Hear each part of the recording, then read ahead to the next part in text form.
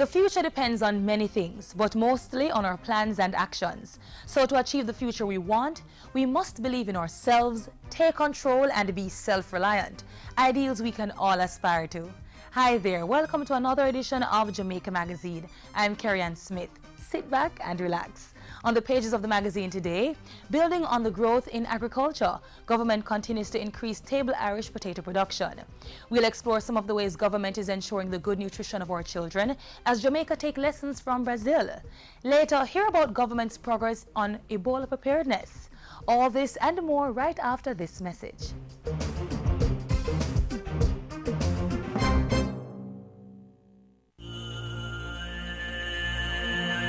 Prevent chikungunya. Get rid of mosquito breeding sites around the home.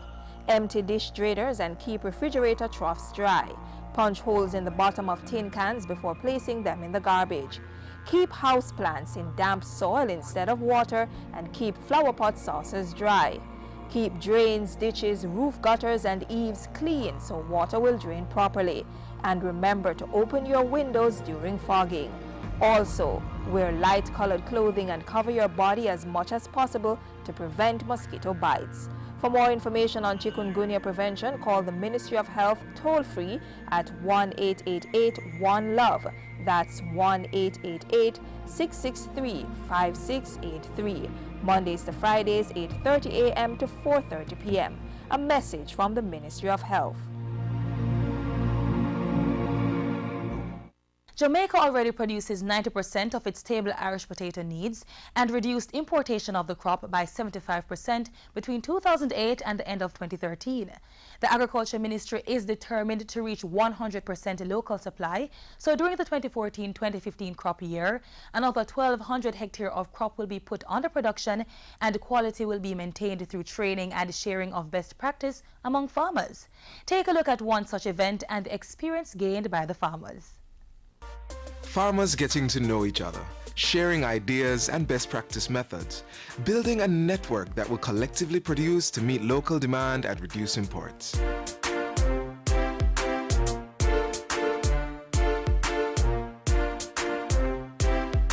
Irish potato accounts for a significant portion of Jamaica's food import bill, and the Ministry of Agriculture is adamant that this must be reduced. To support this, the Youth in Agriculture program funded by the Rural Agricultural Authority, or RADA, has engaged over 200 persons in Irish potato production. Under this program, which now has a women's component, 100 acres have been initially targeted for production. We set out nationally to do about 1,250 hectares of Irish potato between the Gaisil area, which includes St. Catherine, St. Anne and St. Mary, and another 600 hectares in the Manchester area. In the interim, targeted farmers have received training, seeds, chemicals, and assistance with land preparation. That land preparation included plowing, rotivating, rowing, molding, trenching. And to get the farmers learning from others in the field, an exchange program was organized by RADA between farmers of Gaisil and the Christiana Belt. In March 2014, some of these young farmers from Manchester, St. Elizabeth, Clarendon and Trelawney journeyed to St. Mary and St. Anne to participate in a knowledge-sharing exercise. This had them touring other farms to observe operations and best practices from senior farmers in the business. We chose some of the best farmers like Mr. Sital to take other farmers to learn best practices. The farm will get farmers together, so they will be no longer strangers. They'll exchange telephone numbers, they'll be able to talk to each other, replanting material, re-equipment, re-market, re-storage, and deepen the whole process of Irish potato culture in Jamaica to cut back on the import. The farmers are expected to apply the information they have gathered on their farms for quality yield and increased production. We caught up with a few of them to hear of the experience and the lessons they learned.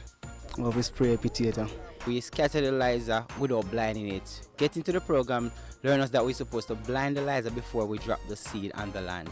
And a lot of different things, how to use chemicals and how to spray and how often we should spray. I have also learned that after planting, it's best that when you plant the Irish potato, you cover the drills, and then you put your lizer on top so it would just soak down on the Irish potato plant itself, and then after it grows maybe about 6 inches or so, I would have to re-fertilize again, and then I get it mold and continue spraying. I've seen, for example, closer planting distance, the farmers in this area, they're using up to 50-pound bags of small seeds per acre, while in Manchester, up to recently, the farmers were using just 12 bags per acre, which give them a smaller plant count per acre.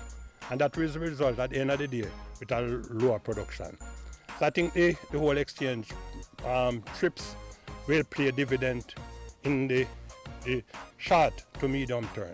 Last year I only did, I could only afford to do 5 50-pound bags. And this year, through the program, I could be able to plant an acre. So it has allowed me to expand production. I'm hoping also that we could not only use this approach as part of our teaching approach for farmers that are doing Irish potato, but we could do it for other crops. The Youth in Agriculture program is a grant-funded program costing some $7 million with part sponsorship from local companies. Since 2001, more than 102,000 young persons have been trained and prepared to become leading farmers of tomorrow and key planners in the agriculture sector. And this is one of RADA's efforts to get new people in as a replacement stock for aging farmers and for an employment push for young people who can't find jobs. And the women are right beside them. I want to be one of Jamaica's biggest women farmer. So I got myself involved in this program, and I hope as I grow and as I continue to move along with the team, I hope to become better and even better. And with the technology transfer from the Irish Potato Farmers Exchange Program, these farmers will be even more committed to take on the challenge and join the many others who are increasing crop production to meet local demand.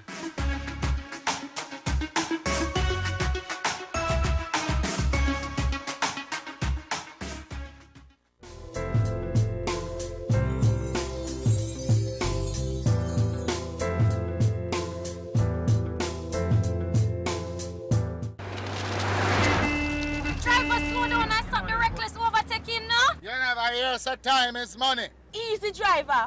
Why no minimum man and taxi driver drive so bad? Why him have to drive so hard? Me not gonna make you kill off me and me picnic them. One stop driver. Make her come off this bus. Me say stop. Me coming with you. The rest of you not take chance in the life.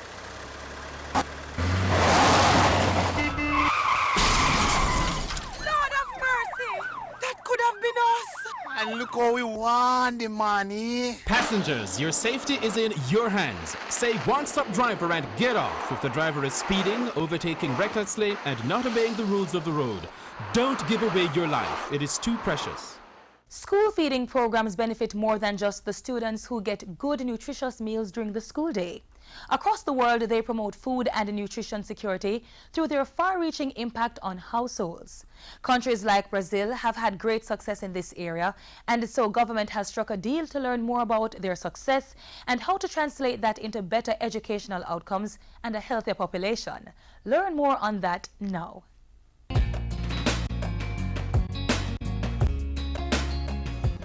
Picnic can learn pa hungry belly. A Jamaican adage that rings true. And that's why government is moving to further strengthen Jamaica's school feeding program. We're spending $4 billion a year for school feeding. We have studies to indicate that about 30%, particularly of our early childhood cohort, yes, come to school hungry every day.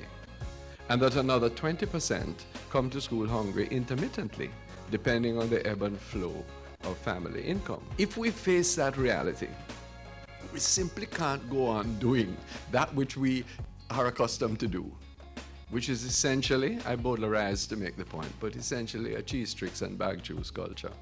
Yes, we can't continue that. We have to make a change. And so, the Ministries of Education, Agriculture and Health have teamed up with the United Nations Food and Agriculture Organization, FAO, to create an integrated school feeding project using a successful Brazilian model. Beyond its rich tradition of football, Brazil has developed a reputation for having one of the most successful school feeding programs in the world. The program, which was created more than 50 years ago, currently provides nutritious meals to more than 45 million children all over the country, managing at the same time to integrate public policies with other sectors within the government. Under this partnership, Brazil is sharing with us their good practices in school feeding, and one of those is the delivery of a 6-week comprehensive training course. This morning, when I woke up, I had breakfast. Isn't fantastic? And I left to work. So I may work because I had breakfast. So if we think about school feeding, how necessary it is to make sure kids eat. And now Brazil has this wonderful opportunity of bringing, with the support of FAO, to Jamaica, a brother country, our know-how in school feeding. The course is entitled School Feeding, Development of a Sustainable Program Using Lessons from the Brazilian Experience. 45 Jamaicans have joined participants from St. Lucia, Antigua and Barbuda for the course, which began in September 2014. They will learn how to increase access to more affordable and nutritious meals, while ensuring that school feeding becomes a part of national policy and planning. Participants will also get a chance to see how Brazil integrates their school feeding program to create jobs for small farmers and improve educational outcomes. A referência do Brasil hoje está na América Latina, Caribe e África. Brazil is at present the reference point for this in Latin America and Africa and the Caribbean. And through the requests from these countries, we have some principles in this cooperation. In the first place, we know that we have made many advances and also many mistakes. So we are not a policy example. We're a good reference for discussion. School feeding programs have been shown to have strategic relevance for promoting food and nutrition security through their broad impact in social protection across diverse sectors. They also impact on the implementation of public policies for the achievement of the human right to food. For these reasons, school feeding programs are therefore recommended as one of the major strategies for addressing long-term sustainable development. Jamaica's Planning Institute of Jamaica, meanwhile, is playing a significant role in the implementation of this project by providing technical support. This interministerial action to strengthen the national school feeding program is seen as a strategic move as Jamaica forges ahead to adequately feed our nation's children and promote overall wellness. The development of the country requires investments in many areas, including investments and improvement in the national health of the population. Many of the negative behavioral practices are developed in early childhood. We are in need of a major culture shift in order to really tackle the scourge of NCDs in Jamaica, which should start with our children.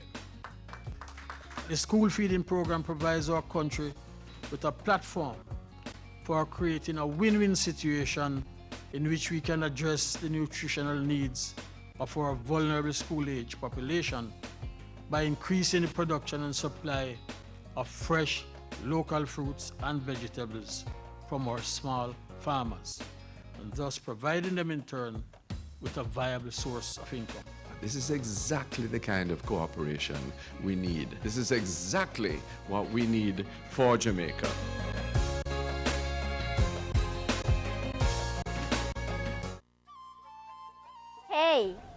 Hey you, me?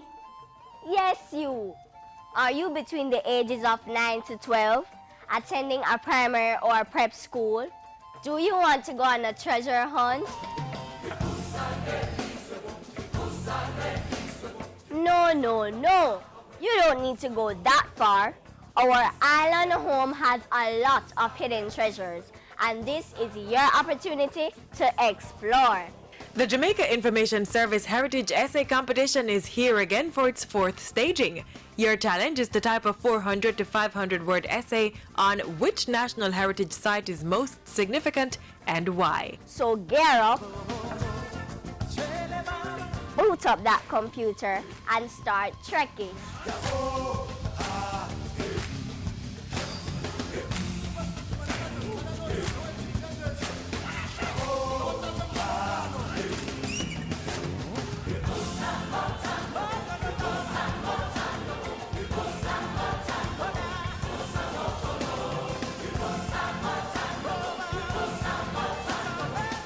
You need to download the application form online at jis.gov.jm.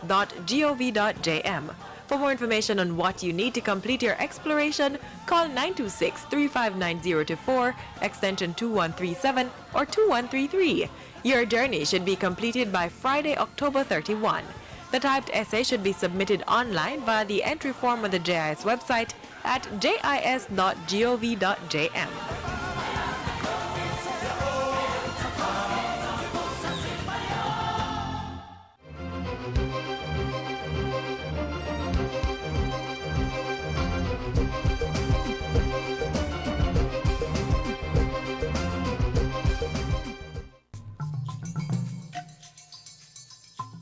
The Ebola virus is transmitted through direct contact with an infected person's blood or other bodily fluids like saliva, urine, stool, and semen. Symptoms of Ebola include sudden fever, intense weakness, muscle pain, headache, and sore throat. This may be followed by vomiting, diarrhea, and rash, and in some cases both internal and external bleeding, leading to death. Protect yourself. Avoid travel to Ebola-affected countries. Avoid contact with infected persons. Don't touch the body of someone who has died from Ebola. Wash hands frequently with soap and water and use an alcohol-based hand sanitizer. To know more, call 1-888-663-5683.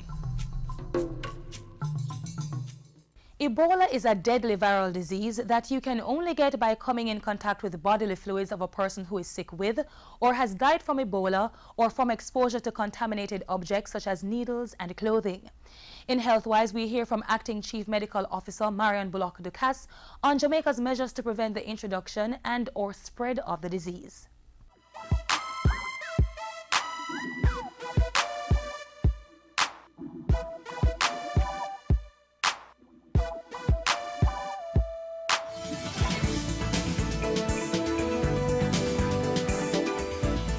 We are working in relation to the WHO guidelines, and you'd have noted, irrespective whether big country, medium-sized, small country, or developing country, what we are doing now, it is a work in progress.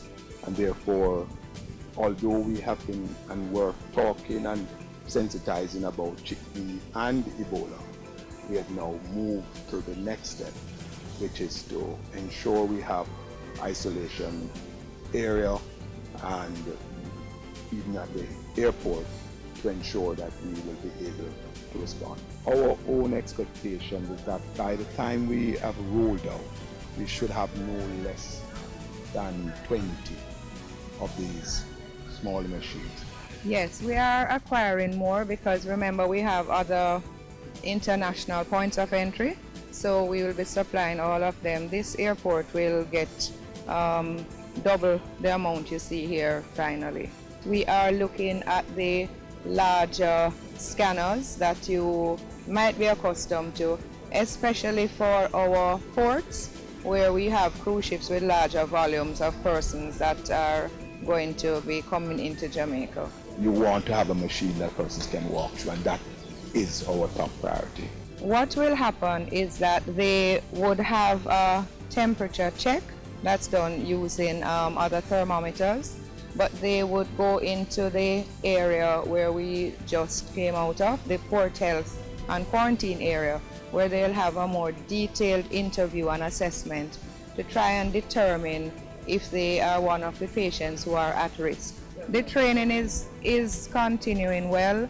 We have trained immigration and customs staff at Norman Manley International Airport on the 6th of October and at Sangster International on the 8th of October. We have a full training schedule to include the health sector and other sectors. We have also started with the Jamaica Hotel and Tourism Association group. So it's a wide cross-section, and of course our emergency service workers, the first responders, are also on that schedule, and it's island-wide.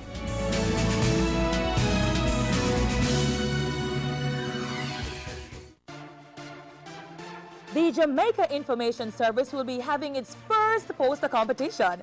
And guess what? It's all about our heritage. The theme, We Are Free.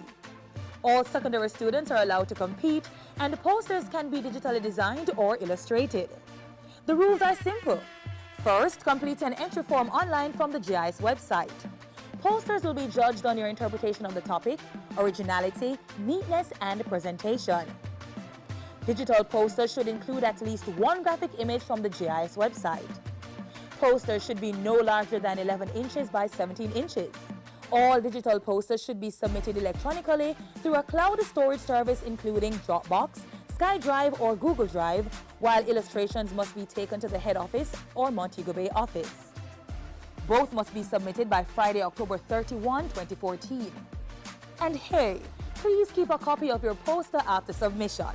Yes, there are going to be prizes and surprises for the top 3 students and the top participants. But note this, the Jamaica Information Service has the right to disqualify any poster that does not meet the requirements of the competition. So please follow the rules. Just in case you need more details to be part of the fun, call GIS at 926-359024, extension 2137.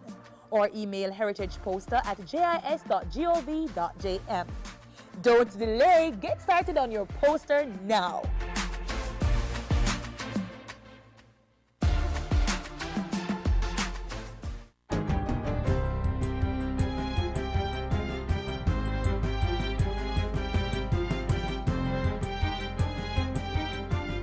Hi there, I'm Simone Wolf with your JIS News of the Week. The Deputy Managing Director of the International Monetary Fund, Minzu, this week forecasted that the Jamaican economy would exceed current growth levels in the next fiscal year. He also commended the government for maintaining single-digit inflation rates while reducing the country's debt and unemployment. So that's give us all the confidence and give us all the promise. We're very confident we'll be able to move forward with this program. Mr. Minzu was speaking at the opening ceremony of a 2-day high-level Caribbean Economic Forum that was jointly hosted by the IMF and Jamaica's Ministry of Finance in Montego Bay. The Finance Minister, Dr. Peter Phillips, meanwhile, had good news about the hospitality sector. Over the course of the next few months, there is at least 2,000 plus jobs coming on stream between Negril and Trelawney in this sector, and there is more to come. And ahead of the economic conference, Prime Minister Portia Simpson Miller broke ground for construction to begin on a significant plank in government's program to make Jamaica a global logistics hub. The total logistics facility is a 160,000 square foot warehouse being built at Newport West by Kingston Wharves Limited. It is to be a 24-hour facility offering supply chain management and manufacturing. The government sees this launch as a step forward for Kingston Wharves Limited, a big step forward for the development of the logistics hub. Roughly 500 persons are to be employed when the facility opens in January 2016. Parliament passed the Timeshare Vacations Bill on Tuesday, paving the way for Jamaica to add the model to its tourism offerings. Timeshare involves shared use and/or ownership of vacation real estate, where each party has dedicated timeframes for use of the property, and the tourism minister says this will deliver several benefits to Jamaica. 1, a reduction in the seasonality experienced in the accommodation sector. 2, improvement in the quality of tourism accommodation, as timeshare offerings tend to be high-end. 3, maintaining increased occupancy levels, as timeshare guests are usually repeat visitors.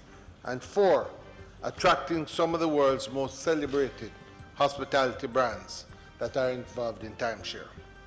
Under the new law, agents of proprietors of timeshare plans need to be licensed, timeshare plans are to be registered, and the information provided to purchasers must be standardized before any timeshare contract is signed. It also provides for a withdrawal period to purchasers after entry into timeshare contracts and covers the general management of timeshare plans. Jamaica and Chile signed a defense technical agreement this week to exchange operational and technical experiences between the armed forces of both countries. It will facilitate training in aviation, which will further support the development of the Caribbean Military Aviation School. The government firmly believes that this agreement will assist the JDF in increasing its operational effectiveness and its ability to secure Jamaica's borders. The Southeast Regional Health Authority, SERA, announced new measures this week to cut delays at the Spanish Town Hospital. They include hiring 14 new nurses and assigning more doctors to work in the hospital's A&E department. A triage area housing a roving triage nurse is meanwhile being constructed, and the hospital has procured new beds as well as bassinets, cots, and cribs for the pediatric ward. 200 chairs have also been bought and distributed to the various waiting areas, and 4 additional stretchers have been received. And finally, government's Ebola preparedness efforts continued this week with the health minister handing over Ebola guidelines for the operations of funeral homes and mortuaries. We want to ensure that the accepted standards are being utilized to prevent any kind of transmission of infections. The purpose of the guidelines really is to formalize the system and ensure that all operators are aware of the protocols, as well as the advice that should be given to family members and others involved in burials to reduce their exposure to infectious diseases. Private sector company Sagicor, meanwhile, donated $4.3 million to the Ministry of National Security to buy a fever scanning machine that will be installed at the Sangster International Airport in the next 8 weeks. The thermal scanning machine is designed for mass screenings and uses infrared technology to scan persons for fever as they walk past a special camera. This machine will go a significant way in supporting the immigration and health officials who are working very hard to protect our borders and to prevent Ebola from being introduced to our shores. I'm appealing to the business community to step up and to make a contribution to this effort too.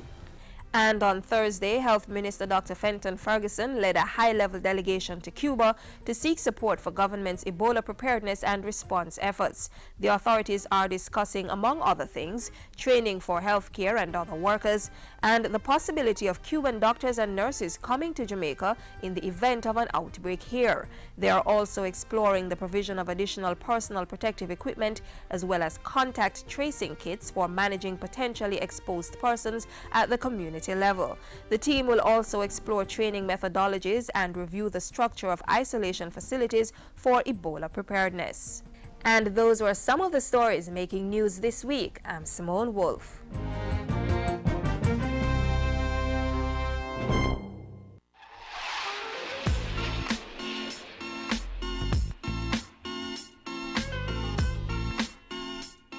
And that's it for today's magazine program, but keep the link. Tell us what you thought of the show. Send an email to Jamaica Magazine at jis.gov.jm or hit us up on Twitter at JISnews. Also, click on our website jis.gov.jm for the very latest government information. On behalf of the team here at the JIS, I'm Carrie-Ann Smith, inviting you to join us again tomorrow for more information you can use. Until then, take care and thanks so much for watching.